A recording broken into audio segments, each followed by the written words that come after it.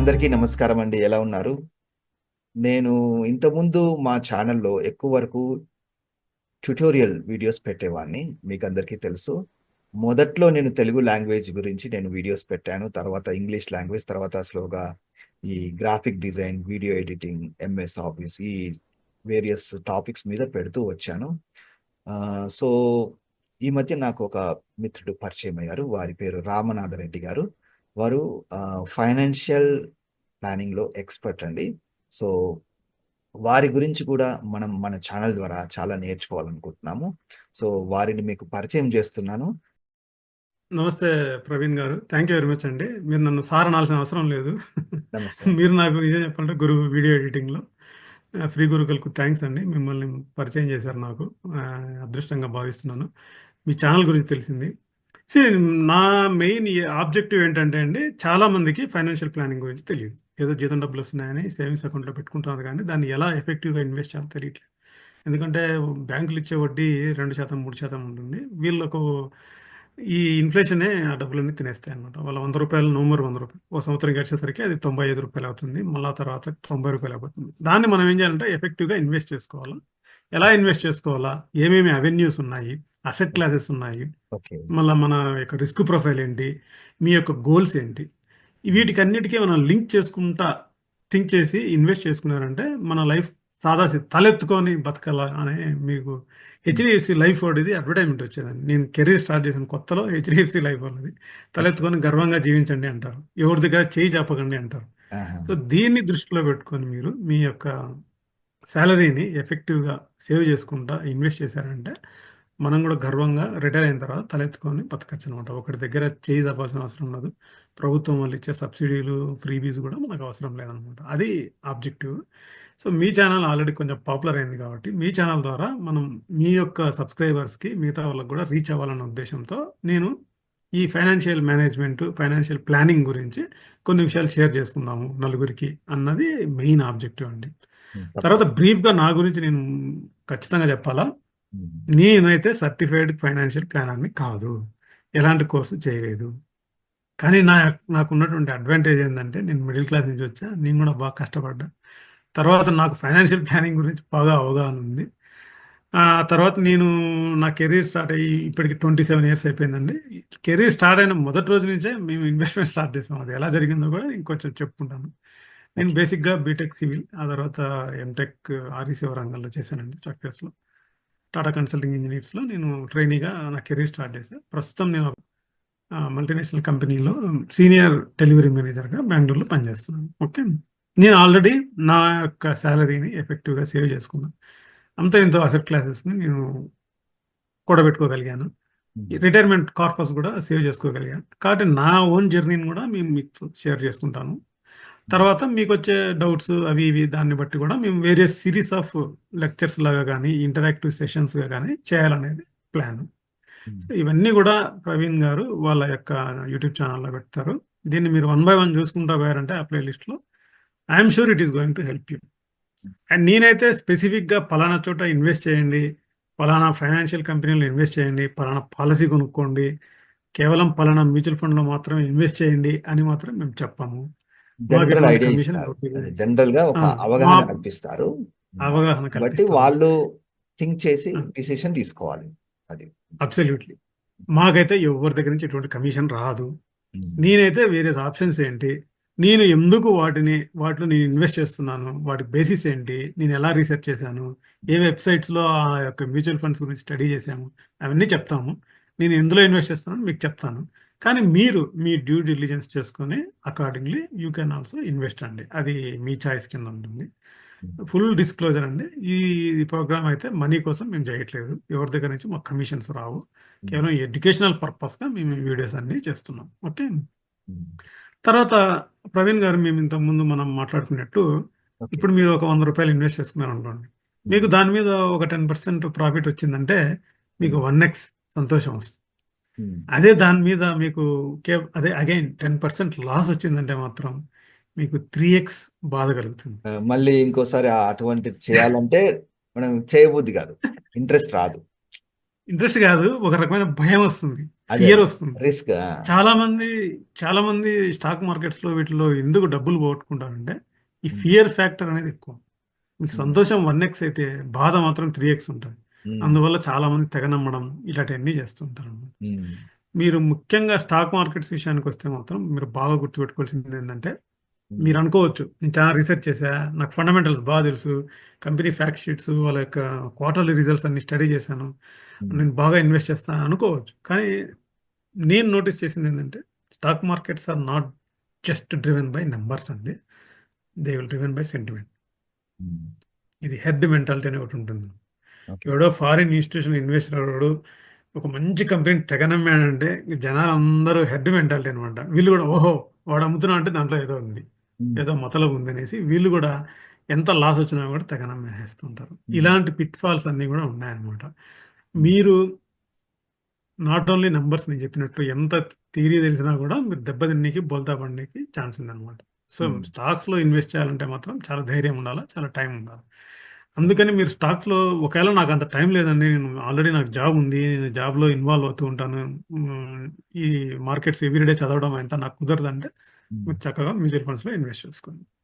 ఆ మ్యూచువల్ ఫండ్స్లో కూడా మనకు రకరకాల మ్యూచువల్ ఫండ్స్ ఉన్నాయి.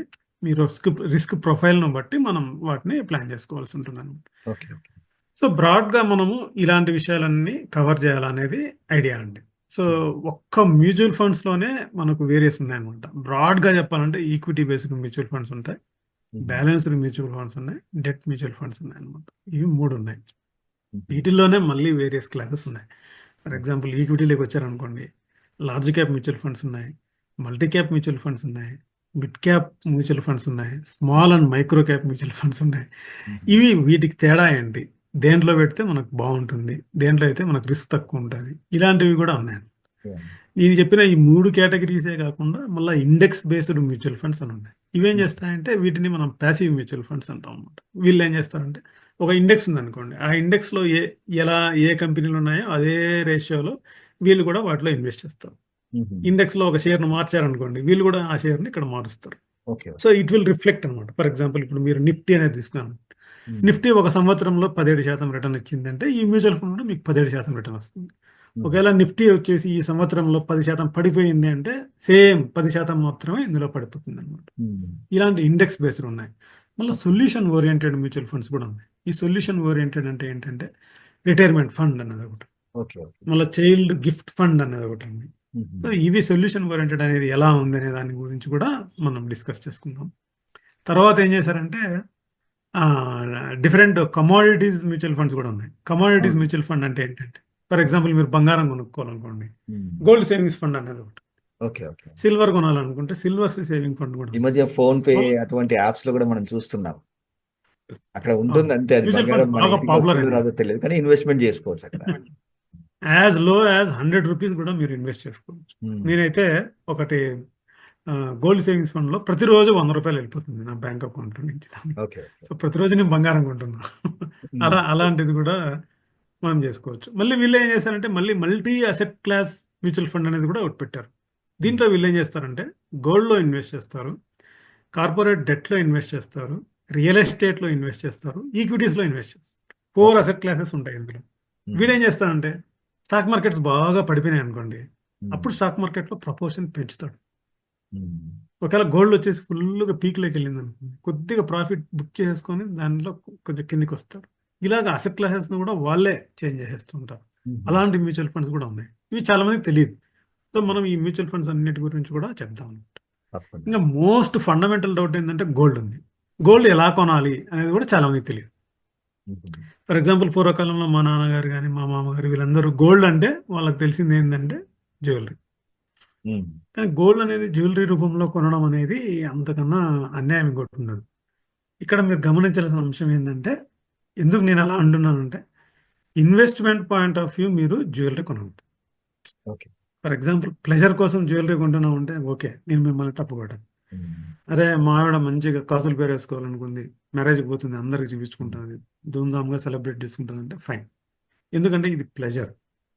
అలా కాకుండా మీరు వచ్చి నాకు రామ్నాథ్ రెడ్డి నేను ఇన్వెస్ట్ చేయాలనుకుంటున్నాను గోల్డ్లో, అందుకని కాసుల పేరు కొన్నానంటే మాత్రం అది మీకు బిగ్గెస్ట్ మిస్టేక్ అవుతుంది. హుహు. ఎందువల్ల మిస్టేక్ అవుతుందంటే బంగారం ఆభరణంలో కొంటే అరుగు అనేది వస్తుంది గోల్డ్ అంతా. అవును. హ్మ్. తనిష్కులకి వెళ్ళి కొన్నామంటే 25% నుంచి 40% దాకా తరుగు ఉంటుంది. హ్మ్. 10 గ్రాముల గోల్డ్ మీద వాడు నీకు 14 గ్రాముల గోల్డ్ ఛార్జ్ చేస్తాడు. అంత మళ్ళీ తరుగు ఉంటుంది. సర్వీస్ ఛార్జ్ అవి ఉండొచ్చు. సర్వీస్ ఛార్జ్ ఉంటుంది, ట్యాక్స్ ఉంటుంది, ఇవన్నీ కూడా ఉంటాయి. హ్మ్. కాబట్టి అది చాలా బ్యాడ్ వే ఆఫ్ ఇన్వెస్ట్. హ్మ్. ప్లెజర్ కోసం కొనుక్కుంటున్నాం అంటే మేకింగ్ ఫైన్. చార్జెస్ నేను అంటాం వాటిని. హ్మ్. మళ్ళీ మేకింగ్ ఛార్జెస్ కూడా ఉంటాయి. అదే. కానీ నేను ప్లెజర్ కోసం కొంటున్నా అంటే మిమ్మల్ని తప్పు పెట్టాను. ఎందుకంటే మీ ఆవిడ కూడా హ్యాపీగా ఉన్నాను. కాబట్టి అది చేసుకోండి. కానీ ఇన్వెస్ట్మెంట్ పాయింట్ ఆఫ్ వ్యూ చేయాలనుకుంటే మీరు బిస్కెట్స్ రూపంలో కొనుక్కోవచ్చు. గోల్డ్‌లో మీరు ఇన్వెస్ట్ చేయాలనుకుంటే బోలెడన్ని ఆప్షన్స్ ఉన్నాయి. ఫర్ ఎగ్జాంపుల్ మనం అనుకున్నట్లుగా జ్యువెలరీ రూపంలో కొనుక్కోవచ్చు. లేదంటే బిస్కెట్స్ రూపంలో కొనుక్కోవచ్చు. తర్వాత ఇంకొక ముఖ్యమైనది ఏందంటే గోల్డ్ ఈటీఎఫ్స్ అనేటివి ఉన్నాయన్నమాట. హ్మ్. ఇవేంటంటే స్టాక్ మార్కెట్‌లో. ఫర్ ఎగ్జాంపుల్ ఇప్పుడు నువ్వు గోల్డ్‌కెళ్లారంటే మీరు ఫిక్స్డ్ రేట్ ఉంటుంది. హ్మ్. అలా కాకుండా మార్కెట్ జరిగే సమయంలో అంటే ఇండియాలో అయితే 9:15 నుంచి 3:30 గంట వరకు. హ్మ్. ఈ మధ్యలో గోల్డ్ ప్రైసెస్ కూడా ఫ్లక్చుయేట్ అవుతూ ఉంటాయన్నమాట. హ్మ్. మీకు various gold ETFs are available. మీరు కావాలనుకుంటే ఒక యూనిట్ కొనొచ్చనమాట. ఒక యూనిట్ ఇప్పుడు రిలయన్స్ వాడిదైతే నిప్పాన్ వాళ్ళది అర్ధ గ్రామ్ దొరుకుతుంది. అదే ఎస్‌బీఐ వాళ్ళదైతే 1 గ్రామ్ దొరుకుతుంది. సో, మీరు 1 గ్రామ్ గాని, అర్ధ గ్రామ్ గాని ఎన్ని కావాలంటే అన్ని యూనిట్స్ కొనుక్కోవచ్చు మార్కెట్ టైమ్‌లో. It will keep on fluctuate అనమాట ఇంటర్నేషనల్‌గా ఏం జరుగుతుందో దాన్ని బట్టి. హ్మ్. ఓకే. ఇప్పుడు ట్రంప్ వచ్చేసి ఒక స్టేట్మెంట్ ఇచ్చాడనుకోండి డమాలని పడుతుంది. ఆ టైంలో మీరు ఒక ఆర్డర్ పెట్టుకున్నారంటే అది ఎగ్జిక్యూట్ అయిపోతుంది. ఓకే. లేదు ఇప్పుడు ఉక్రెయిన్ వీళ్ళది వార్ వచ్చేసి రష్యాది ఎండ్ అయిపోయిందన్నారనుకోండి. అది సడెన్‌గా తగ్గిపోవడానికి అవకాశం ఉంటుంది. ఎందుకంటే ఈక్విటీ మార్కెట్స్ పెరుగుతాయి కాబట్టి ఇవి ఓకే. జనరల్‌గా ఇన్వర్స్‌లీ ప్రపోర్షనల్ ఉంటాయి. సో, ఈటీఎఫ్స్ అనేది ఒక మార్గం. ఓకే. ఇంకొక మార్గం ఏందంటే మ్యూచువల్ ఫండ్స్ ద్వారానే మనం యూనిట్స్ కొనుక్కోవచ్చు. హ్మ్. ఇదేంటంటే రూ. 10కి ఒక యూనిట్ లాగా వాళ్ళు గోల్డ్‌ది పెట్టింటారు. హ్మ్. అది keep on it is growing up. మీరు ఎప్పుడు కావాలంటే అప్పుడు డబ్బులు పెట్టేసి అందులో గోల్డ్ ఎన్ఏవి రూపంలో వస్తుంది. అది ఇన్వెస్ట్ చేసుకోవచ్చు. యాస్ లో యాస్ రూ. 100 కూడా మీరు గోల్డ్ కొనుక్కోవచ్చు అనమాట. ప్రతిరోజు కొనుక్కోవచ్చు. వారానికోసారి కొనొచ్చు. నెలకోసారైనా కొనుక్కోవచ్చు. ఇట్లా వేరియస్ ఆప్షన్స్ ఉన్నాయి గోల్డ్‌లోనే. ఇంగా బెస్ట్ ఇన్ మై ఒపీనియన్ వచ్చి సావరిన్ గోల్డ్ బాండ్ ఫండ్స్ అనేటివి ఆర్‌బీఐ వాళ్ళు ఇష్యూ చేస్తారు. దీని హ్మ్. మీద అయితే మీకు 2.5% వడ్డీ కూడా వస్తుందనమాట. హ్మ్. ఇప్పుడు మీరు జ్యువెల్లరీ కొనుక్కొని ఇంట్లో పెట్టుకున్నారనుకోండి ఏమొస్తుంది? ఏమీ రాదు. హ్మ్. పైగా లాకర్‌లో పెట్టామంటే లాకర్ చార్జీలు కట్టాలి. అవును. హ్మ్. అలా కాకుండా ఈ సావరిన్ గోల్డ్ బాండ్ ఫండ్స్ కొనుక్కుంటే మీకు 2.5% డబ్బులిస్తుంది ఆర్‌బీఐ. ఆర్‌బీఐ కంటే గొప్పది ఇంకేమీ లేదు. ఎస్‌బీఐనన్నా వేరేది. ఇదైతే సావరిన్ దాని అంటే గురించి ఎక్కువ గవర్నమెంట్ మందికి ఆఫ్ ఇండియా బ్యాకింగ్ తెలియకపోవచ్చు. ఉంటుంది. సో, అది గూడా మనం అది. కవర్ చేద్దాం. అవన్నీ గూడా మనం కవర్ చేస్తాం. ఎలాగ చేయాలి? ఏమి అనేది? దాన్ని రిడెంప్షన్ చేయాలంటే ఎలా వీలవుతుంది? 8 సంవత్సరాల వరకు ఆగాలనా? వేరే ఆప్షన్ ఏమైనా ఉందా మధ్యలో వెళ్ళడానికి? ఇలాంటివన్నీ కూడా మనం డిస్కస్ చేయొచ్చండి. ఓకే. ఫైనల్‌గా కంక్లూజన్‌కి వస్తే, నేను నోటీస్ చేసింది పర్సనల్‌గా నా జర్నీ ఎలా స్టార్ట్ అయిందంటే, నేను జాబ్ చేసేటప్పుడు నా పక్కన రమేష్ అని ఒకాయన నల్గొండ ఆయన కూర్చునేవాడు. ఓకే. ఆయన లంచ్ టైమ్ ముందు కిందకెళ్తున్నాడు. సరే ఎక్కడెళ్తున్నానంటే, పోస్ట్ ఆఫీస్ ఏజెంట్ వచ్చింది. ఆమెను కలవడానికి వెళ్తున్నాను. ఆయన ఆర్‌డి పాస్‌బుక్ తీసుకెళ్ళాడు. "ఏం సార్ ఇది" అంటే, "పోస్ట్ ఆఫీస్ రికరింగ్ డిపాజిట్" అని చెప్పాడు నాతో. "అరే! ఏంటి సార్ అది" అంటే, "రా నువ్వు కూడా నాతో పాటు" అని లాక్కెళ్ళాడు. హ్మ్. లాక్కెళ్ళి ఆమెను పరిచయం చేశాడు. ఆమె పోస్టల్ ఏజెంట్ అండి. ఓకే. బేగంపేట్ పోస్ట్ ఆఫీస్‌లో ఆమె ఏజెంట్. ఆమె చెప్పింది, "సార్ ఇది రికరింగ్ డిపాజిట్. 3 నెలలకోసారి వడ్డీ ఇస్తారు. హ్మ్. నెల నెల సార్ డబ్బులు కడతారు. మేమొచ్చి కలెక్ట్ చేసుకుంటాం. మేము పోస్ట్ ఆఫీస్‌లో కట్టి మళ్ళీ సార్‌కి నేను పుస్తకము, రిసిప్ట్ ఎనక్కిస్తాం" అనేది. అది మంచి వెరీ గుడ్ బిజినెస్ అండి. ఓకే. ఆ రోజుల్లో అంటే నేను 1997 నా కెరీర్ స్టార్ట్ అయినప్పుడు 11.5% వడ్డీ ఇచ్చారు ఆర్‌డి. ఇప్పుడైతే అది 6% ఏమో ఉంది. ఓకే. 11.5% అనేది పీక్ అనుకుంటా. ఇప్పటిదాకా ఎప్పుడు అంత డబ్బులు ఇవ్వలేదు వాళ్ళు. ఓకే. పైగా అదేంటంటే 3 నెలలకోసారి వడ్డీని మన అకౌంట్‌లో డిపాజిట్ చేస్తారన్నమాట. చక్రవడ్డీ అంటారు చూసారా? కాంపౌండింగ్ అవుతూ ఉంటుంది. 3 ఓకే. నెలలకోసారి వడ్డీ వెరీ ఇస్తారు. గుడ్. సో, మీరు యాన్యువలైజ్ చేసుకున్నారంటే అది ఈజీగా 15% దాకా ఉంటుంది. ఆ హుహు. డబ్బులతో నేను ఒక యాక్టివా స్కూటర్ కొనుక్కున్నాను. That is my first investment. Great. మంచి గ్రేట్. రిటర్న్ గూడా. సో, అక్కడ స్టార్ట్ చేసినప్పటి నుంచి ఆ తర్వాత నేను నా జర్నీ ఆపలేదనమాట. అప్పటికే నేను హిందూ బిజినెస్ లైన్ పేపర్ చదవడం మొదలుపెట్టా. హ్మ్. అందులో వేరియస్ కాలమ్స్ ఉంటాయి. క్వెషన్స్ అండ్ ఆన్సర్ సెషన్స్ ఉంటాయి. ఇవి చదివి దాంట్లో దాదాపు పండిపోయాననుకోండి ఒక రకంగా. అందుకని నేనేం చేస్తున్నానంటే, ఈ నాలెడ్జ్ నలుగురికి పంచుదాం అనేది ఐడియాతో ఇది చేస్తున్నాం మనం. ఇప్పుడు మా కొలీగ్స్ కొంతమంది ఐఐటీ బీటెక్స్ ఉన్నారండి. ఐఐటీ ఎంటెక్స్ ఉన్నారు వాళ్ళు. ఓకే. వాళ్ళు technically very, very sound people. తిరుగులేదనమాట. వాళ్ళంతా ఇంజినీరింగ్ సొల్యూషన్స్ ఇస్తూ ఉంటారు. హుహు. When comes to financial literacy they are big zero. అది హుహు. షాకింగ్. ఓకే. వాళ్ళకసలు వాళ్ళ డబ్బుల్ని ఏం చేయాలో తెలీదు. ఇలాంటి వాళ్ళు కొల్లలుగా ఉన్నారని నాకు అనిపిస్తుందండి. ఎందుకంటే వీళ్ళంతా వీళ్ళ బతుకంతా చదువు మీద పెట్టి, ఆ maths, physics, chemistry, engineering drawings వీటి మీద పెట్టేసి ఫైనాన్షియల్‌గా వీళ్ళు జీరోలో ఉన్నారు. వీళ్ళకేమి తెలీదు పాపం. హ్మ్. వీళ్ళని చాలామంది దారుణంగా మోసం చేస్తున్నారు. ఎస్పెషల్లీ ఈ కార్పొరేట్ బ్యాంక్స్‌లో ఉండేవాళ్ళు.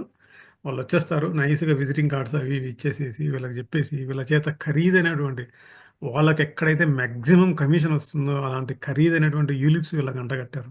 హ్మ్. మా ఫ్రెండ్ ఒకడు యూలిప్ తీసుకున్నాడు. నేను కంపెనీ పేరు చెప్పను బాగుండదు. అదే. వాడొచ్చి "ఇది తీసుకున్నాడు. ఇది మంచిదేనా? దీంట్లో ఏంట్రా నేను సంవత్సరానికి ₹1,00,000 కడుతున్నాను. చూస్తే ఇప్పటిదాకా 10 ఇయర్స్ కట్టాము. 10 ఇయర్స్‌కి 10,00,000 ఉండాలి కదా! నాది 8,00,000 ఉంది" అన్నాడు. మార్కెట్స్ ఏమో పెరిగాయి.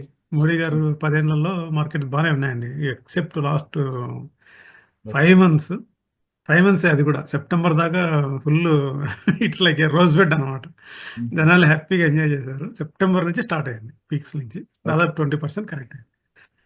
నాకెందుకు ఇంత లాస్ వచ్చిందన్నాడు. నేను చెప్పా, "ఒరే బాబు వాడు స్టేట్మెంట్ ఇస్తాడు. ఆ స్టేట్మెంట్ ఎప్పుడైనా చూసావంటే, లేదు ఏదో ఈమెయిల్‌లో వస్తుంది" అన్నాడు. ఈమెయిల్‌లో వాడి స్టేట్మెంట్ ఓపెన్ చేసి చూపించా. వాడి చార్జెస్ 7 రకాల చార్జెస్ తీసుకుంటున్నారండి వాళ్ళు. హుహు. ఫండ్ అలొకేషన్ చార్జ్ అంటాడు. ఫండ్ మెయింటెనెన్స్ చార్జ్ అంటాడు. మోర్టాలిటీ చార్జెస్ అంటాడు. 7 రకాల చార్జీలు తీసుకుంటే వాడే ఒక 10% తినేస్తున్నాడు. అంటే వీడు ఒక ₹1,00,000 పెట్టాడంటే దాంట్లో నుంచి 10,000 వాడు కమిషన్ తీసుకొని కేవలం 90,000 ఇన్వెస్ట్ చేస్తాడు. హుహు. ఆ 90,000 మీద నీకు రిటర్న్ రావాలి. ఫస్ట్ ఆఫ్ ఆల్ 1,00,000 పోవాలి. అంటే 10% మినిమమ్ రిటర్న్ రావాలి. మార్కెట్స్ 20% పడ్డాయంటే ఏమవుతుంది? వీడు కట్టిన 90,000 కాస్త 70,000 అవుతుంది. హుహు. ఒకవేళ మార్కెట్స్ 10% పెరిగినాయంటే వీడు కట్టిన డబ్బులు అంతే ఉంటుంది. హ్మ్. ఎందుకంటే వాడిది 10% పోతుంది కాబట్టి.